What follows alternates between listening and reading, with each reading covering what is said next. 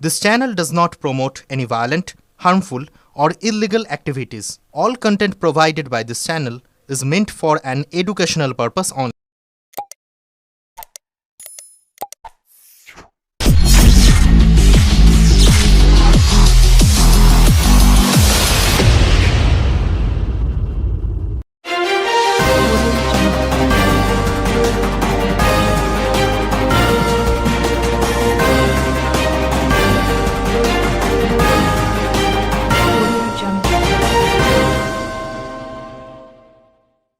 বুধবার অক্ষয় তৃতীয়ার দিন বিপুল উৎসাহ উদ্দীপনার মধ্য দিয়ে 629 বছরের প্রাচীন ঐতিহাসিক শ্রীরামপুর মাহেশ জগন্নাথ দেবের মন্দিরে পালিত হলো চন্দন যাত্রা অনুষ্ঠান।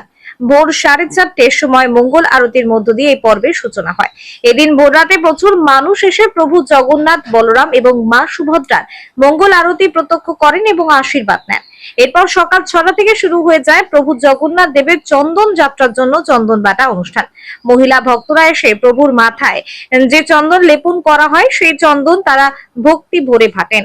বেলা 11টার সময় চন্দন যাত্রার সন্ধিক্ষণে গর্ভগৃহে বাবা জগন্নাথ, বলরাম, মা সুভদ্রার মাথায় চন্দনের ফোঁটা এবং দেহের সর্বাঙ্গে চন্দনের প্রলেপ দেওয়া হয়।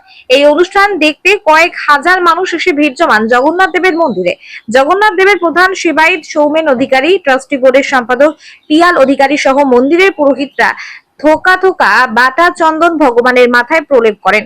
এ বিষয়ে বলতে গিয়ে জগন্নাথ দেব ট্রাস্টি বোর্ডের সম্পাদক পিয়াল অধিকারী জানান, বৈশাখ মাসের শুক্ল পক্ষের তৃতীয়াতে বা অক্ষয় তৃতীয়াতে এই চন্দন যাত্রা অনুষ্ঠিত হয়। কথিত আছে রাজা ইন্দ্রঘ্ন কে প্রভু জগন্নাথ দেব স্বপ্নাদেশ দেন যে এই প্রবল গ্রীষ্মের দাবদাহ থেকে শান্তি দিতে তার মাথায় এবং সর্বাঙ্গে যেন চন্দনের প্রলেপ দেওয়া হয়।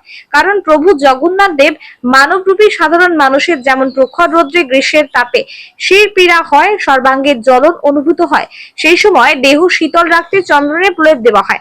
তেমনি প্রভু জগন্নাথ দেব এবং সেই কষ্ট থেকে মুক্তি পেতে রাজা ইন্দ্রঘ্নকে এই চন্দন বাটা করার জন্য আদেশ দেন। সেই মতো যুগ যুগ ধরে এই পথ চলা হয়ে আসছে। পুরীতে মদন মোহনকে নরেন্দ্র সরোবরে চন্দন জলাশয় নিয়ে গিয়ে জল কেলি করানো হয় এবং এখানে পঞ্চম পাণ্ডব মহাদেবদের ও স্নান পর্ব অনুষ্ঠান অনুষ্ঠিত হয়। এই চন্দন যাত্রা অত্যন্ত শুভ দিনে অনুষ্ঠিত হয়, কারণ বাংলা মাস অনুযায়ী সারা বছরে 4টি শুভ দিন আছে। তাদের মধ্যে পয়লা বৈশাখ, বিজয়া দশমী, কার্তিক মাসের প্রথম দিন এবং অক্ষয় তৃতীয়া। এদের মধ্যে সব থেকে শুভ দিন হচ্ছে অক্ষয় তৃতীয়া, যা তাই এই দিনেই প্রভুর চন্দন যাত্রা অনুষ্ঠিত হয়। প্রতি বছর এই দিন মহেশের জগন্নাথ দেবের চন্দন যাত্রা প্রত্যক্ষ করতে এবং প্রভুর কাছে আশীর্বাদ নিতে অক্ষয় তৃতীয়ার ভোর রাত থেকে প্রচুর মানুষের আগমন হয়। মানব জাতির অত্যন্ত পবিত্র দিন তীর্থক্ষেত্র জগন্নাথ দেবের মন্দিরে চন্দন যাত্রার পর ভোগ আরতি হয় এবং ভক্তরা এসে প্রসাদ গ্রহণ করেন। এই উৎসব উপলক্ষে জগন্নাথ মন্দির প্রাঙ্গণ ছিল উৎসব মুখর। সকাল থেকে বেজেছে বাবা জগন্নাথের ভজন সঙ্গীত, অনুষ্ঠিত হয়েছে বিশেষ পূজা অনুষ্ঠান। আজকে প্রভু জগন্নাথ দেবের যে চন্দন যাত্রা সূচনা করা হলো তা আগামী 14 দিন ধরে চলবে এবং প্রতিদিন প্রভুর মাথায় এবং সর্বাঙ্গে চন্দনের প্রলেপ দেওয়া হবে তার দেহ শীতল করার জন্য এবং টানা 42 দিন এই চন্দন লেপন পর্ব চলার পর 42 দিনের মাথায় আগামী 11ই জুন প্রভু জগন্নাথ দেবের স্নান যাত্রা অনুষ্ঠিত হবে। সেদিন বাবাকে মন মন দুধ এবং ঘরা ঘরা। ব্যুরো রিপোর্ট, আমার কলকাতা নিউজ।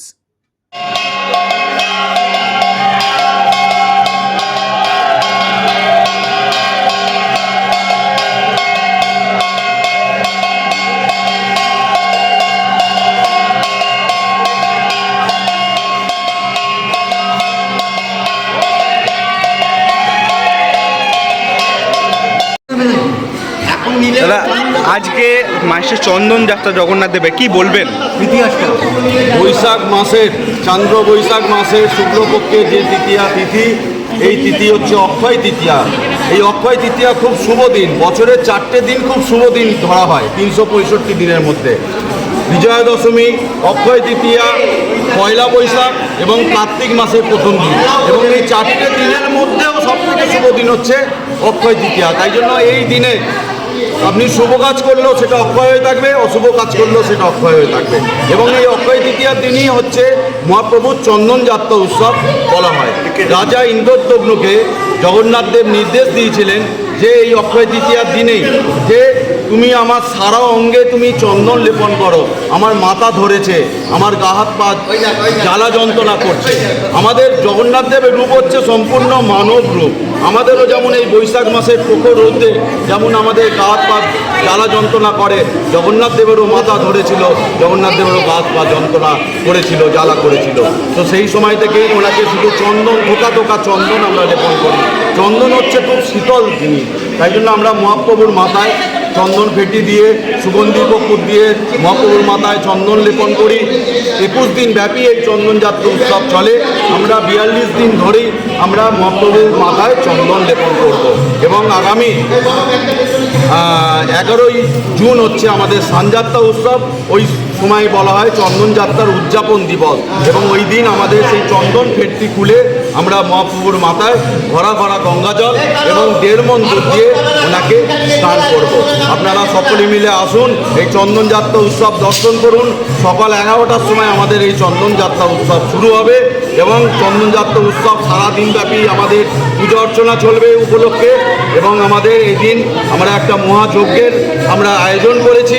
এই যজ্ঞের মাধ্যমে আমরা বার্তা দিতে চাই যে চন্দন যাত্রা উৎসব উপলক্ষে সকল মানবের যেন কল্যাণ হয়, সকল মানুষ যেন ভালো থাকে, সুস্থ থাকে। আজ জগন্নাথ, সবাই ভালো থাকবে। আজকে দীঘার পাশাপাশি মাহেশও দেখা হচ্ছে, এখানে বিশেষ পূজা অর্চনা চলছে এবং একটি স্ক্রিন করা হয়েছে যেখান থেকে সরাসরি সম্প্রচার দেখানো যাবে, এবং এখানে বহু অতিথিরা আজকে আসবেন, সেই বিষয়ে কি বলবেন? দেখুন, অতিথি আসবে এখানে। আমাদের দীঘায় জগন্নাথ মন্দির উদ্বোধন হচ্ছে। আমি বলবো সারা পশ্চিমবঙ্গে এখন জগন্নাথ লীলাক্ষেত্র হয়ে যাচ্ছে। জগন্নাথদের যেন সবার ঘরে ঘরে পৌঁছায়। দেখুন, মাহেশকে নতুনভাবে পরিচয় দেওয়ার কিছু নেই। মাহেশ নিজের পরিচয়েই পরিচিত। মানুষকে মাহেশকে নতুনভাবে কাউকে জানানোর কিছু নেই যে মাহেশ বলে এক জায়গা আছে। মাহেশ সারা পশ্চিমবঙ্গ, সারা ভারতবর্ষ, সারা পৃথিবী জানে। যেমন এই মাহেশকেই নবনীলাচল আখ্যা দিয়েছেন স্বয়ং চৈতন্য মহাপ্রভু। 629 বছরের মূর্তি।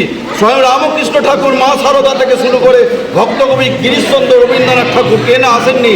এত অবতারের পদধূলি পড়েছে, এত অবতারের পাদস্পর্শে ধন্য এই শ্রীপাদ মাহেশ আজ আমাদের তীর্থভূমির সাথে সাথে আমরা পর্যটন কেন্দ্র হিসেবে পেয়েছি। আমি মুখ্যমন্ত্রীকে ধন্যবাদ জানাতে চাই, মুখ্যমন্ত্রীকে কুর্নিশ জানাই, তিনি আমাদের মাহেশকে সাজিয়ে তুলেছেন। এবং আমাদের কিছু কাজ এখনো অবশিষ্ট হয়ে আছে।